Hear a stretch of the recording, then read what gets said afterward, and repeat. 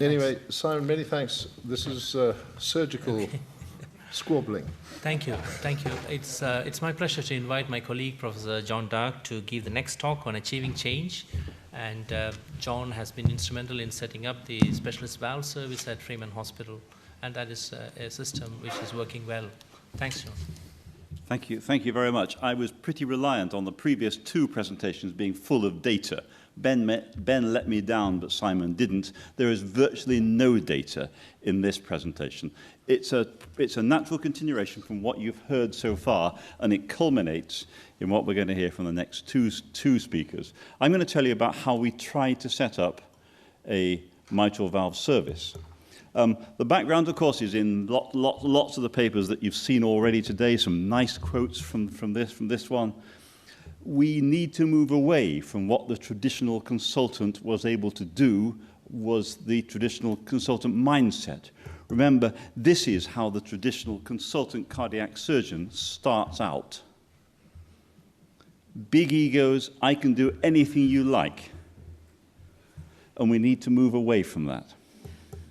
And this, again, this quote from this same paper says the same thing. We are failing our patients, and I won't reiterate all the data you've already heard today.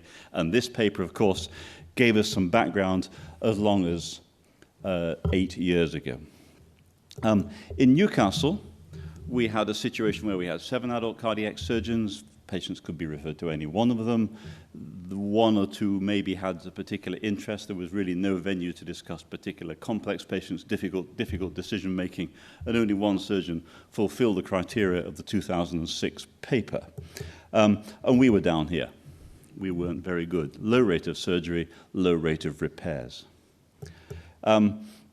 Following that graph appearing in 2009, we did, at a second attempt, agree that we would limit mitral valve repair surgery for degenerative disease to a smaller pool of surgeons. We had 7, we came down to 3. We would set up a regular MDT. In practice, it was twice a month because of people's other commitments, but we would have surgeons there, we would have cardiologists there. We would be able to review echoes of both in-house and out-of-house referrals. We would have electrophysiologists who could give us advice about the need or otherwise for AF ablation. And because we have a big congenital program on the site, they also had some input into it. And we felt this was going to be great. We had seen how a small team would work in transplantation. We saw spectacularly how a team of just 2 surgeons and a group of supporting cardiologists could provide fabulously good results in congenital disease. And we thought we would be able to do the same for mitral valves. We set it up in September 2010. We saw about 1 patient a week, 1.5 patients a week, new patients, not as many as we had been anticipating. We went around the local networks. We went out to sell ourselves. We thought there'd be a great harvest of low-hanging fruit of relatively asymptomatic patients to whom we could offer something. We got a 20% increase over 3 years, which was not really very different, I think, from the national norm. We did push up our institutional repair rate into the middle of the field from the lower half. We only ended up with 1 surgeon still doing more than 25 patients. In fact, that surgeon did quite a few more cases, and the other 2 surgeons did not reach that 25 threshold. So it wasn't a huge success in terms of what we were offering. 1 surgeon ended up with quite a respectable practice. We did get good quality control of outside echoes, and that was hugely useful. The number of patients who were saved either the wrong operation or any operation because we repeated with our in-house echo experts and outside TOE was important. We probably did better AF ablation surgery. When we wanted to start a minimal access service, we were able to choose the right patients. When we wanted to send patients for MitraClip, we could fulfill the nice requirements that they went through the MDT. There were obviously very good teaching opportunities because alternate Thursdays there'd be a series of TOEs of mitral valves for the juniors to see. And my successor, Mr. Nair, in running this service, has developed it into a proper complex mitral valve MDT. We never attempted to do a valve clinic. More than half our referrals come from outside the city. We felt the important thing was to process them all through an MDT. So we probably had too many surgeons. For the volume of work, we should probably only have had 2 surgeons, and we should have had one who was ambitious.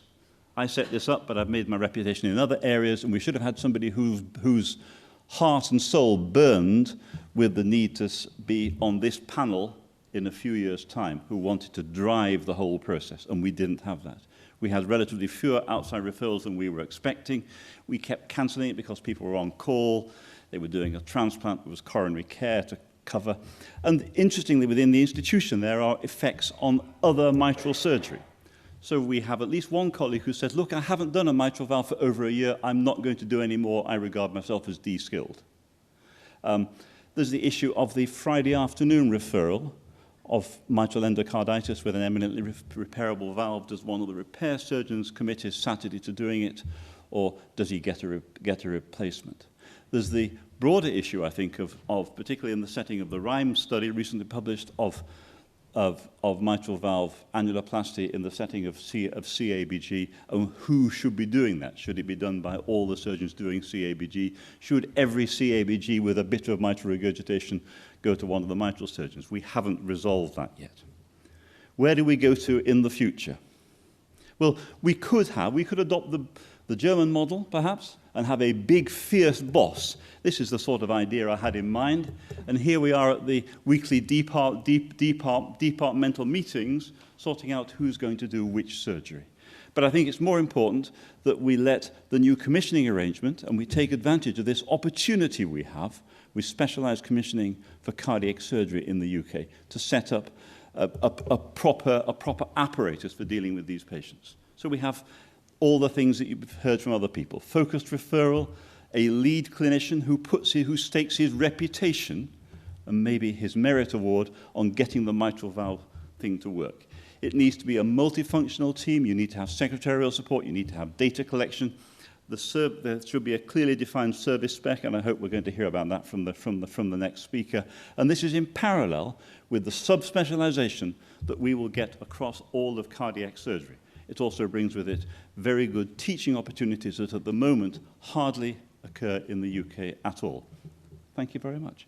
I would propose that we have discussion after the last speaker, because I think this is a sequence, these presentations, if I may be so bold. Thank you.